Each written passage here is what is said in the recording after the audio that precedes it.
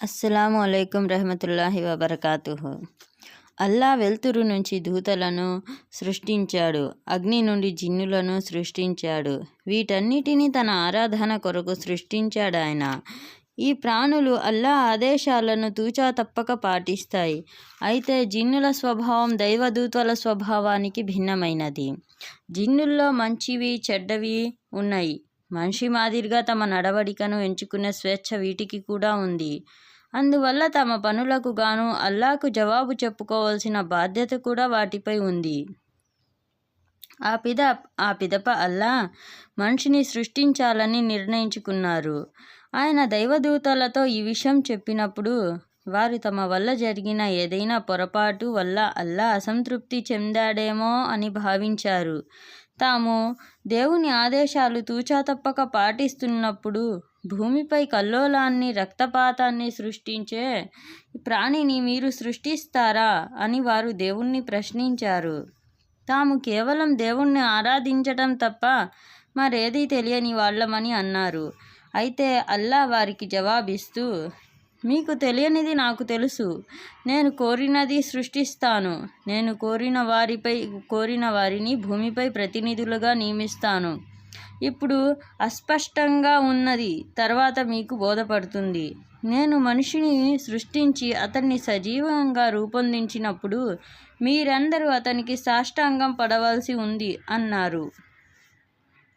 ఆ విధంగా అల్లా ఆదం అలైహిస్సలాంను సృష్టించారు. అంటే మనిషిని నల్లమట్టితో సృష్టించారు. ఆదం అలైహిస్సలాంను సృష్టించిన అల్లా ఆత్మను అంటే దివ్యశక్తిని మనిషిలో ప్రవేశపెట్టారు. మనిషి శరీరం ప్రాణం పోసుకుంది. ఆదం మొదటి మానవునిగా అవతరించారు. ఆ పిదప అల్లా ఆయనకు జ్ఞానాన్ని ప్రసాదించారు. సృష్టిలో మిగిలిన వాటికన్నా ఎక్కువ జ్ఞానాన్ని ప్రసాదించారు. దైవదూతలకు ఉన్న జ్ఞానం తమ విధి బాధ్యతల పరిధికి పరిమితమైనది. కానీ మనిషికి తన జ్ఞానాన్ని పెంపొందించుకునే శక్తిని ప్రసాదించడం జరిగింది. ఆ విధంగా మనిషి విశ్వంలోని చాలా విషయాలను అర్థం చేసుకునే సామర్థ్యాన్ని పొందాడు. అల్లా ఆదం అలైహిస్సలాంకు భూమిపై ఉన్న అన్ని వస్తువుల స్వభావాన్ని బోధించారు. ఆ తర్వాత ఆయా వస్తువుల స్వభావం గురించి మీకు తెలిస్తే చెప్పండని దైవదూతలను ప్రశ్నించారు. దైవదూతలు జవాబిస్తూ, సకల స్తోత్రాలు అల్లాకే. మీరు ఇచ్చిన జ్ఞానం తప్ప మాకు మరేదీ తెలియదు. సత్యం ఏంటంటే మీకే సమస్తం తెలుసు అన్నారు. ఆ పిదప అల్లా ఆదం అలైహిస్సలాంతో వారికి ఈ వస్తువుల పేర్లు, లక్షణాలు, వాటికి సంబంధించిన సమాచారం చెప్పమన్నారు. ఆదం అలైహిస్సలాం ఆయా వస్తువుల గురించి వివరించిన తరువాత అల్లా దైవదూతలతో, నేను మీకు చెప్పలేదా నాకు భూమ్యాకాశాల సమస్త రహస్యాలు తెలుసని? మీరు పైకి చెప్పేవి, మీరు దాచేవి అన్నీ నాకు తెలుసు అని అన్నారు. ఆదం ముందు సాష్టాంగపడమని అల్లా తన దూతలను ఆజ్ఞాపించారు. వారందరూ వెంటనే ఆదేశాన్ని పాటించారు. కానీ ఇబ్లీషు పాటించలేదు. ఇబ్లీషు ఆజ్ఞాపాలన చేయలేదు, తిరస్కారానికి పాల్పడ్డాడు. అల్లా ఇబ్లీషుతో, నేను సృష్టించిన మనిషి ముందు సాష్టాంగపడడానికి నీకు అభ్యంతరమేంటి అని అల్లా తాలా ప్రశ్నించారు. నీవు అంతటి అహంకారివా అన్నారు. ఇబ్లీషు, నేను మనిషి కన్నా ఉన్నతుడిని. మీరు నన్ను అగ్ని నుంచి సృష్టించారు, ఇతడిని మట్టితో సృష్టించారు అన్నాడు. నిజానికి జిన్నులలోని వాడు, దైవదూతల్లోని వాడు కాదు ఇబ్లీషు. కానీ తన ఆరాధనలు, దైవభక్తి తత్పరతల ద్వారా దైవదూతల స్థాయికి చేరుకున్నాడు.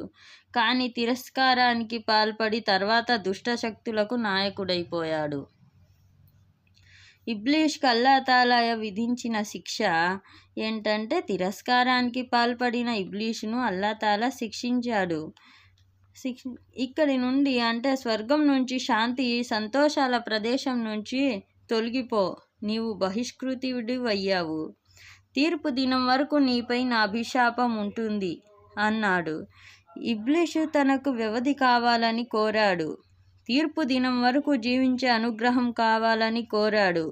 అల్లా అతడి కోరికను మన్నించి నిర్ధారిత సమయం వరకు నీకు వ్యవధి ఇస్తున్నానన్నాడు. ఇబ్లీసు తనకు లభించిన వ్యవధికి కృతజ్ఞత చెల్లించే బదులు మరింత తిరస్కారానికి పాల్పడ్డాడు. మీరు నాకు ఇచ్చిన ఈ వ్యవధిలో మీరు ప్రసాదించిన ఉన్నత స్థానానికి మనిషి అర్హుడు కాదని నేను నా శక్తి మేరకు నిరూపిస్తానన్నాడు. మీ పట్ల మనిషి కృతజ్ఞతను, విశ్వాసరాహిత్యాన్ని నిరూపిస్తానన్నాడు. ఇబ్లీసు ఇప్పుడు మనిషిని మార్గం తప్పించడానికి పూర్తి స్వేచ్ఛను పొందాడు. మనిషిని అనుమానాల్లో పడిన మనిషిని దుష్ట ఆలోచనలు రెచ్చగొట్టడానికి నడుం కట్టాడు. అల్లా మార్గాన్ని అనుసరించే వారిని మార్గం తప్పించడానికి ఇబ్లీస్ వల్ల కాదని, కానీ ఇబ్లీసు మార్గాన్ని అనుసరించిన వారు ఇబ్లీస్తో నరకాగ్నికి చేరుకుంటారని అల్లా తాలా చెప్పారు.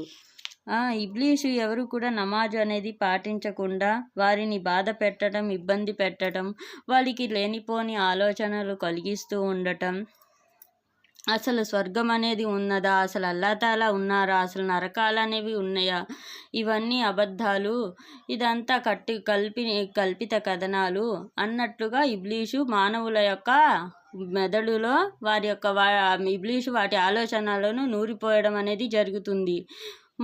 అల్లా తాలా మనిషికి మంచి చెడు అనేవి ఇచ్చేసి వారిని వదిలేయటం జరిగింది. ఏది మంచో ఏది చెడో మనిషికి తెలుసు. కానీ మనిషిని ఈ ఇబ్లీసు చెడు వైపుగానే తీసుకొని వెళ్ళటానికి ప్రయత్నిస్తూ ఉంటాడు. ఈ ఇబ్లీసు ఎప్పుడు కూడా అల్లా యొక్క మార్గంలో సజ్దా చేయడానికి మనిషిని ఇష్టపడడు. అందుకని మనం కూడా ఈ ఇబ్లీస్ యొక్క దారిలో కాకుండా అల్లా తాలా చూపినటువంటి పద్ధతులను పాటిస్తూ మన యొక్క ప్రవక్త గారి బోధనలను అనుసరిస్తూ వారి యొక్క అనుచరుల సహబాలలాగా మనం కూడా వాళ్ళ యొక్క మార్గంలో నడుస్తూ ఉండాలని, మనం కూడా అప్పుడే స్వర్గానికి అనేది వెళ్ళటానికి అల్లా తాలా మనకు కూడా పంపించడానికి అవకాశాలు అనేవి ఉన్నాయి. షిర్కు చేసేవాళ్ళు ఎన్నటికీ స్వర్గానికి వెళ్ళలేరు.